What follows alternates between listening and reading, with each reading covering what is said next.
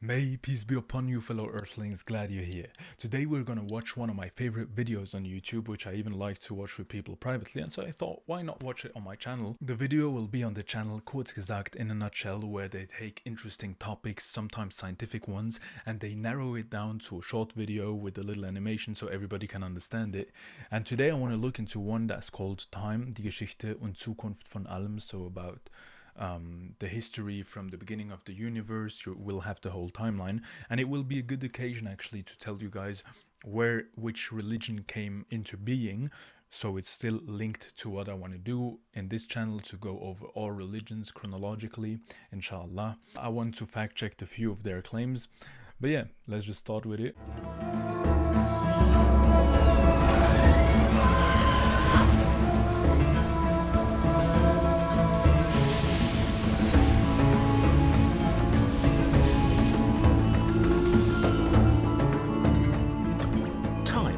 Makes sense in small pieces. But when you look at huge stretches of time, it's almost impossible to wrap your head around things. So let's start small, with minutes, hours, days. You probably spent the last 24 hours mostly sleeping and working, and you probably wasted a good chunk of yesterday on the internet. Days become weeks, weeks become months, and then we have a year. Usually we are so used to say, yeah, tomorrow we're gonna do this, and now we're in the month of June, and then the month of July comes, etc. We're like just talking about words, year 25, 26. But actually, if you think about the whole cosmos that is involved about it, it's incredible. When you say tomorrow, what makes the sun rise and set again is that the Earth is spinning one whole time around its own axis. Or you would have like next month, this is the moon spinning around the Earth. Next year, the Earth spinning around the sun. So these are also huge phenomena that we tend to just forget. We're like going there Monday, Tuesday, Wednesday, and then it repeats. We're working in cycles to be organized, and that's pretty well. That's like important so we can work. But then you will have sentences of people saying, yeah, typical Monday, but there is no typical Monday. It's just the Earth is spinning. The universe works in cycles, like with winter and summer and everything, but still, like, every day is a new day, every second is a new second. Let's look at 2017. France started to train eagles to hunt terrorist drones. A Czech nuclear power plant held a bikini contest to pick their new intern, and people on the internet made a challenge out of eating bleach. You know. The eagle fighting drones, that's true. In 2017 they did that. Also the bikini contest, this was in Temelín, Czech Republic. But the bleach thing, I couldn't find anything about it. As I know human beings, it's probably true, but I couldn't like find the specific internet trend that where they did this. The usual stuff. Let's go back further. A kid born in the first year of the 21st century is 18 years old now. But the century is still young, even if you're not. Ooh, The Sims. Actually, like in the 21st century, since it's still a young century, there's not much that came up. Like you might say veganism, LGBTQ, feminism, etc. has risen in the 21st century. But if you really look into it, most things have their roots in the 20th century. There is not much that really came up as a new movement. It was largely shaped by the attacks on 9/11, which led to the war in Afghanistan and the invasion of Iraq. In March 2011, the Syrian civil war began and is still ongoing after 7 years. Yeah, they had a ceasefire now in the Syrian civil war, but it's still actually ongoing. And here also, the invasion of Iraq was triggered by 9/11 attacks, but the 9/11 attacks were already because of the US supporting Israel and in general the foreign policy that was there. What is interesting is that the US invaded Afghanistan as a reaction on the 7th of October 2001. And you would have also, for example, the support of the US for Israel starting in the 14th of May 1948. And like you would have 14 is the double of 7, and May is 5, half of 10 October. But we're not gonna go into conspiracy theories. I don't think that this has any meaning. Probably it's a coincidence, but I just thought it's an interesting fact to underline since I noticed it. Most of us were born in the 20th century, which had the two most devastating wars in human history and the Cold War. For the first time ever, we could destroy ourselves with nuclear weapons, and we almost did, but we also had a space race and left Earth for the first time. Yeah, so in the 20th century, as I told you, many of today's movements had their roots. So you'd have LGBTQ, veganism, environmentalism, Satanism, the Levian one, Satanism like in the sense of occultism or worshipping demons or whatever. This is very, very ancient, but more of an atheistic form of Satanism. Satanic church and everything had its place in the 20th century. The hippies, totalitarianism, fascism, human rights, Rastafari, and the second and the third wave of feminism. The internet was also invented, which led to memes, but also to Facebook and Twitter. So all in all, we're not sure if this was a good development. The average human lives about 79 years, which covers a good chunk of recent history. The oldest living person on Earth is currently Celino Jaramillo, who was born in 1896, which means that his birth was closer to Napoleon ruling Europe than to the current day.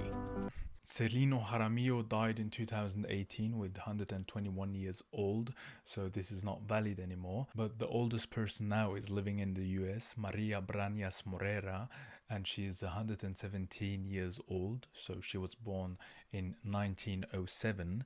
And if you think Napoleon was ruling Europe in 1804, so this makes 103 years of difference, whereas since she's 117 years old, she is indeed also closer to Napoleon's ruling than to us today.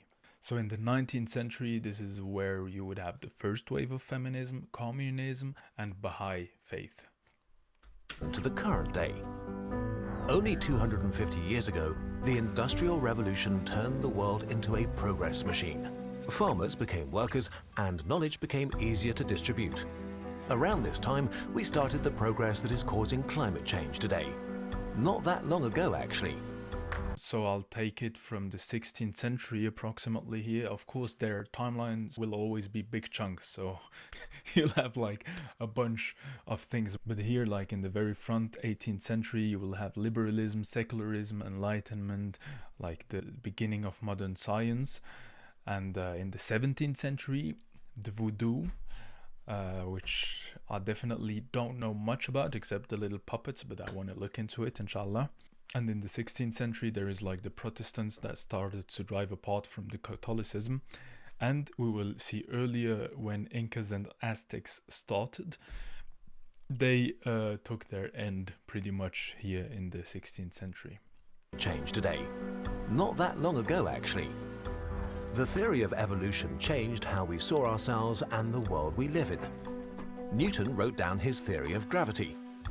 We discovered distant stars and very close bacteria. The 15th century was very eventful. I'm going to take the whole timeline since they put like from 500 CE to 15th century. So in the 15th century, you would have the Sikhs who started their religion, and then nothing. In the 13th century, very surprising to me actually, the Incas and Aztecs started with their civilization. I thought like they were much more ancient as the Mayas, but you'll see there is quite a gap between the Mayas and Incas and Aztecs. And yeah, then in the 7th century, of course, there was Islam that has arisen.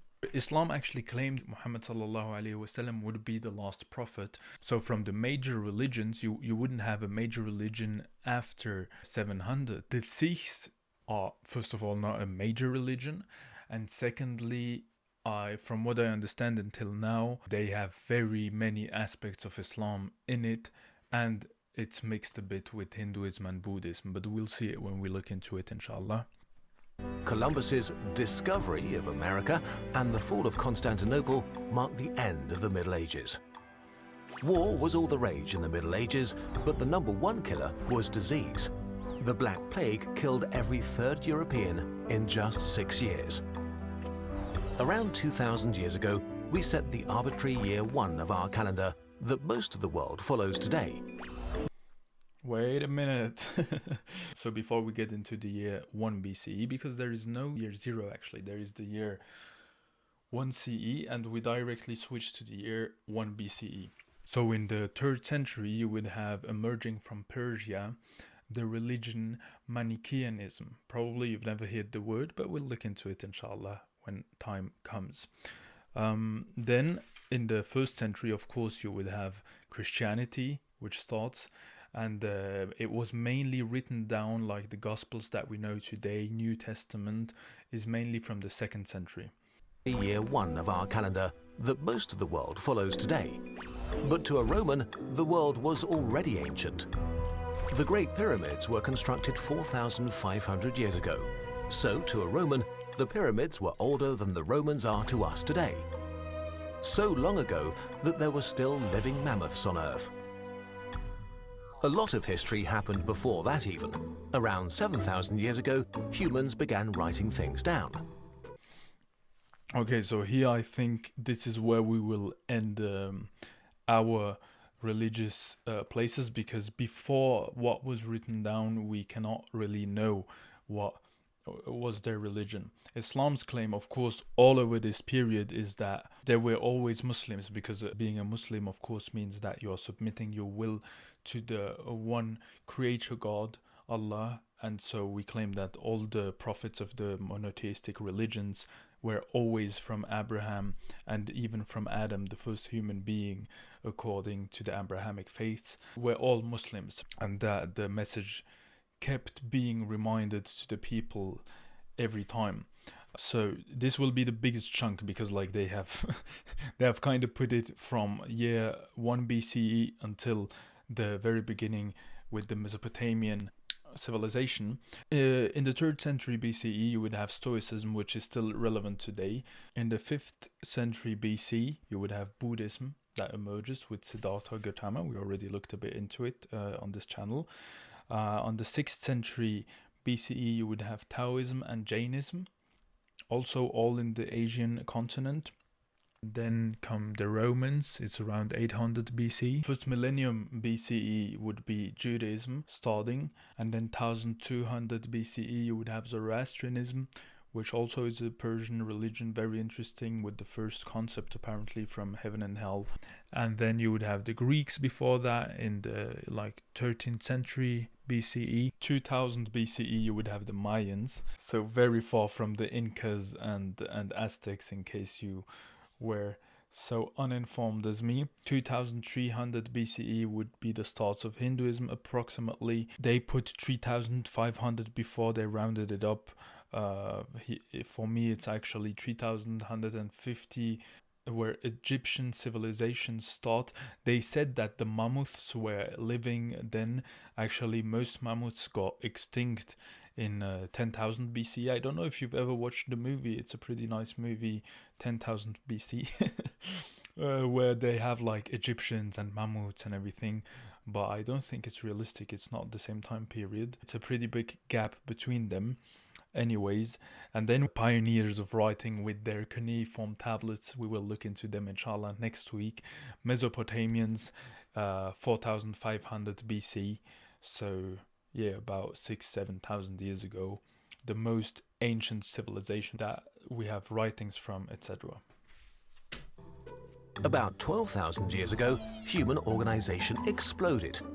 We built our first temple, and around the world mankind began farming, which enabled the rise of larger communities. Our dominance over planet Earth really begins here. Homo sapiens sapiens, the modern human, evolved at least 200,000 years ago. 50,000 years ago, the cognitive revolution expanded our minds and innovation.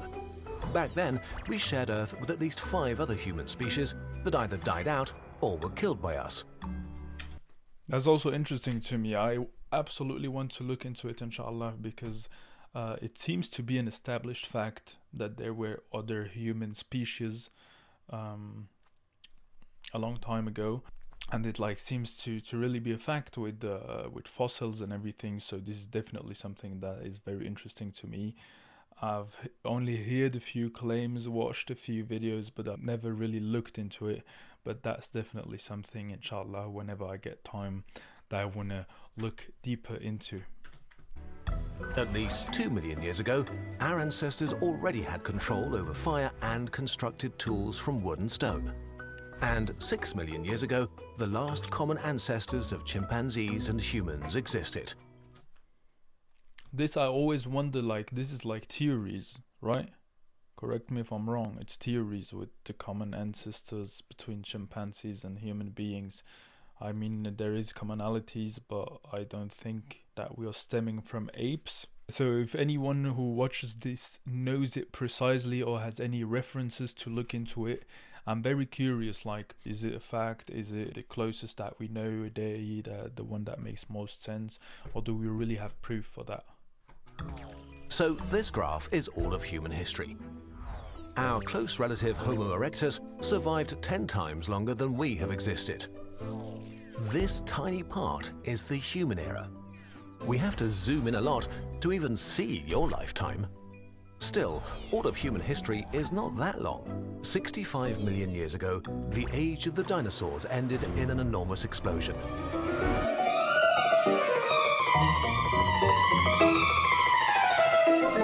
In the next 100 billion years, most of the bigger stars around will die. The universe becomes dimmer and dimmer, illuminated only by smaller red and white dwarfs. But they too will eventually burn out, and one day, the last star in the universe will die. The universe will turn dark, and at some point, even black holes will evaporate and die.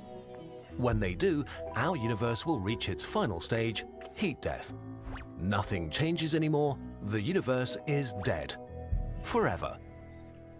Now, you're feeling some pretty weird feelings right now, aren't you? No, it actually makes me feel pretty calm, weirdly. We are too. It's only natural. I'm not natural, probably. The good news is, this is all far, far away. The only time that actually matters is now. That cute girl or boy you like, ask them out. Time is precious. Make it count.